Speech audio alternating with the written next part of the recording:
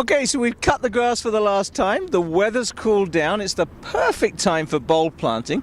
I'm with Caroline deVries from Tradewinds. But Caroline, this isn't the normal bulb planting. No, this is a bulb planting machine that comes from Holland. It was invented by my exporters in Holland. It's used all over Europe for the past 17 years. It can plant up to 60 to 80 daffodils per square meter. We can plant about 10,000 bulbs in the grass without disturbing the grass. You would never know we were here in about a half an hour to an hour's time. Now tell us about the bulb mix that you've selected for here, this Green for Life mix. This is a special mix for Green for Life. It has some of the orange in, as you can see in the logo, and the green from the leaves. And there's about 7 different varieties here. We have some early, mid, and late, so that we get a succession of blooms happening. Okay, so in the early spring we're going to have this glorious display here. Now, from a tip, when you're planting bulbs in the grass, what's the secret there?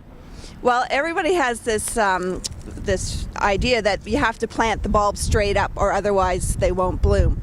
But in Holland, when they plant tulips and daffodils and the miscellaneous bulbs by machine, it doesn't matter which way they fall into the ground, they'll eventually turn themselves up. The only bulb that we can't use in this machine is a hyacinth, because the hyacinth does have to be planted with the basal plate down and the tips up. All right, and I guess the secret in the spring is you have to leave that grass uncut in that area, right? After it blooms, for six to 7 weeks, you cannot cut the grass. You have to let the bulbs, the leaves die down and the energy go back into the bulbs for the next year. But I suggest that you put a mowing strip in front or behind of the planting. I call it a beauty strip, and you'll have your grass cut in front, and then you'll have tall fescue in amongst your daffodils, and it does look quite nice. So it's not unsightly.